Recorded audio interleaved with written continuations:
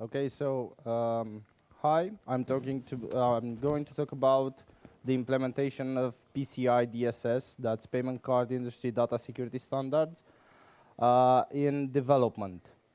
So for those of you who are aware of PCI DSS, basically this is requirement 6 and 12, parts of them. Okay, so let's start with me. My name is Stefan Cenusa. I work in PayU for about 7 years. I started working in the anti-fraud department. Then I went to the development part as a technical deployment coordinator and a release manager. Who is PayU? PayU is an operator of online payments. We integrate multiple payment methods. We have 24/7 anti-fraud services, 24/7 customer support and payment recovery. We integrate invoice support and ERP integration support. Multiple payment methods can include credit card payments, installments, internet banking, wire transfer, SMSE, PayPal, ZebraPay, WebMoney, and so on. There are a lot of them. We also process tokens and recurring payments. The industries in which PayU process payments are tourism, telecommunication, retail, billing, utility billing, assurance services, entertainment, and so on. Okay, moving on to what is PCI DSS. PCI DSS offers robust and comprehensive standards and supporting materials to enhance payment card data security. It provides a baseline of technical and operational requirements designed to protect cardholder data. It applies to all involved entities in payment card processing, including merchants, acquirers, processors, issuers, and service providers, as well as all other entities that store, process, or transmit cardholder data. PCI DSS, like I said before, is formed by 12 requirements. These are the 12 requirements. Together, they have 250 rules, so it's quite hard to follow them. The first rule will be to install and maintain a firewall configuration to protect cardholder data. Do not use vendor supplies defaults for system passwords and other security parameters. Protect stored cardholder data. Encrypt transmission of cardholder data across open public networks. Use a regularly update antivirus software on all the systems commonly affected by malware. Develop and maintain secure system and applications. Restrict access to cardholder data but by business need to know. Assign a unique ID to each person with computer access. Restrict physical access to cardholder data. Track and monitor all access to network resources and cardholder data. Regularly test security systems and processes. Maintain a policy that addresses informational security. So basically, if you are an entity that handles cardholder data, these requirements are pretty common sense. Okay, now workflows. Where to start? Well, as a development company, you should define from the very beginning standard workflow in order to avoid production bugs introduced by new features. You should build automatically audit trails. Also, you should, through a workflow, you should transmit transparency and avoid overhead. A workflow can evolve with your company needs or the standards required by your business. Also, a good defined workflow can ensure that you will enforce the standards that you need to follow. Start by designing the phases. Please remember that phases do not mean issue statuses. So a phase can include one or more statuses. For example, in Romania, we have two Scrum teams and a maintenance team. The Scrum teams use one type of workflow with 3 phases, and the maintenance team uses a Kanban workflow, which is formed by 5 phases, along with a certain amount of issue statuses. Of course, they have multiple points in common, made especially for reporting. So the business will always know where the bug is, where the ticket is, in which phases, and when, of course, it will be closed. OK, why you should have transparency? It builds trust throughout the company, ensures that ticket information is available at all times for everybody, facilitates knowledge sharing, helps with the hassle of having duplicates, increases innovation and improvements, and keeps your stakeholders up to date. You should limit overhead. The type of overhead that you might have in your company is administrative.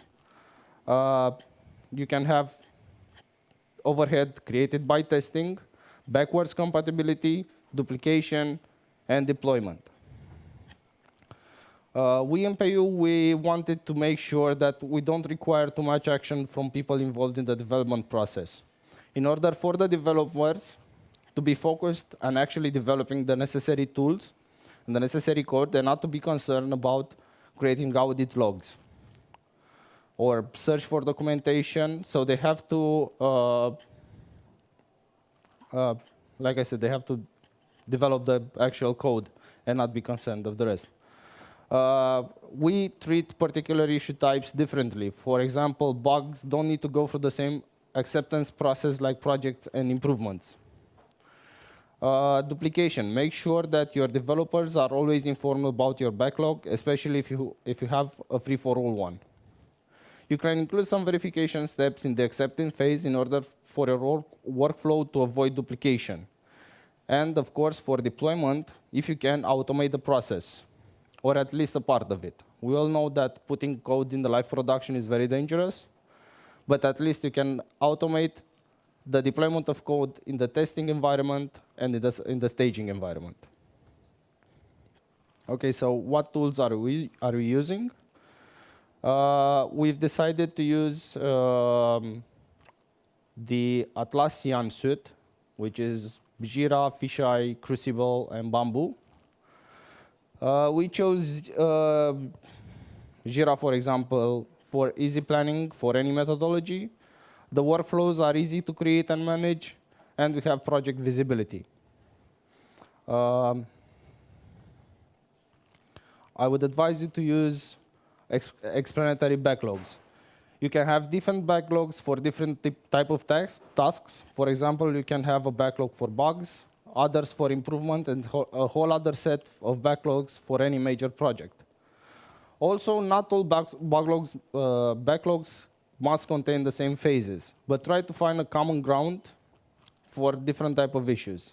For example, you can create a backlog for every phase, or if you are working with teams, create a backlog for every team. But my advice is to have at least one backlog for all your project or all product.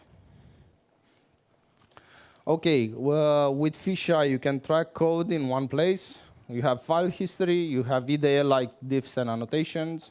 You have quick project navigation and advanced search and repository charts.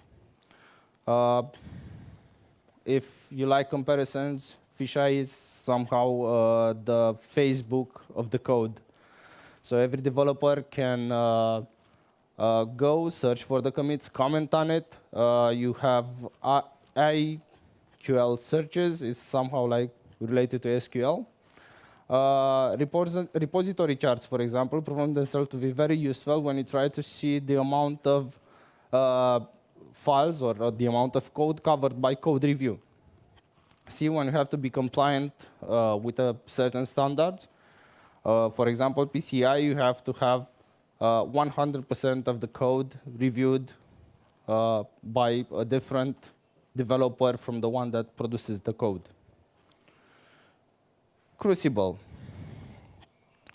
In Crucible, you can make code review, code quality, development forum, and grade notification system. This is a tool that we use to perform advanced code review. It integrates greatly in the ecosystem, and it creates perfect audit trails. For example, if you have a commit, you can just hover your mouse over it, and you'll go directly to the ticket that generated the change in Jira. And we have Bamboo, that is continuous integration and release management. It has instant feedback on deployment. It has test automation. You can use the same tool. You can use Bamboo to deploy in the testing environment, in staging, or production. The process is very simple. Basically, if you have the correct scripts, you at just the push of a button, you can deploy the code anywhere you want. Without any hassle, you can set up your servers to pull out from production a part of them, install the code on them, put them back in production, and afterwards install it on the rest. Also, Bamboo is great for automated testing. In our company, we have a certain saying: if a test repeats more than 3 times, then it's time to make an automated test. You can create such functionality testing. We are doing it by using Selenium, but also you can do tests for code integrity like PHP unit. Now back to compliance. This is the development workflow. I don't know if you can see it. It's a standard workflow that works on, it's based on a Scrum board with 3 phases: to do, in progress, and done. In the to-do phase, we have acceptance and backlog planning, along with a detailed list of block tickets. Block tickets are the ones in which we need further information in order to proceed. Some examples will be insufficient details on feature request, hardware requirements, research, and so on. In the in-progress phase, we have development, testing, and review. And in done phase, only 2 statuses remain: resolved and closed. While resolved resembles that the development and testing made by testers is done, the closed status means that the request has reached the production environment. The conclusion being that the transition between resolved and closed is done only when automated tests are passed, and the feature is fully tested.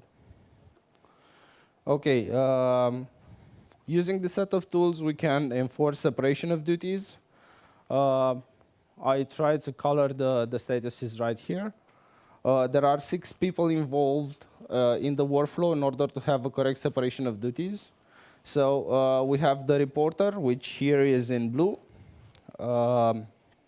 the product manager or the software team leader, which is marked by yellow, the developer, which is marked with purple, the tester, the reviewer, which is also marked with purple because, of course, it's another developer, and the release manager. The reporter has the task to report and describe the ticket as clear and as thorough as possible. The product manager or the development team leader or any other decision-making person will accept the request and will insert it in the to-do list, though making the backlog. Then the development flow is starting. It's pretty simple. It's in progress, to test, testing, review, in review, and so on. When the review is marked as done, the issue is considered to be resolved from a human point of view. During this stage, the issue will be deployed on the staging environment, and the automatic test will be performed. Also, the staging environment can be made available to the reporter in order to perform user acceptance tests, but that is if it is requested. Then the ticket can be pushed to the production environment, and that's it. Like I said, this set of tools will automatically build audit trails. It is very, very important for PCI compliant to have audit logs. We try to make our development ecosystem to build them automatically. I pointed out here where are these tools involved in creating such logs. For example, in blue we have Jira, which creates logs for opening to do. In progress, which is the development phases, the audit trails are created in Fisheye. To test and in test, we also log them into Jira. Review is logged into Crucible, resolved in Bamboo, because there we have automated testing and deployment.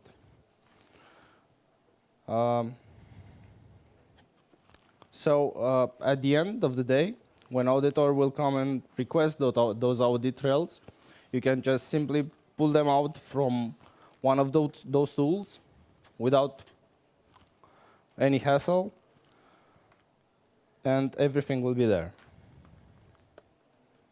Well, thank you.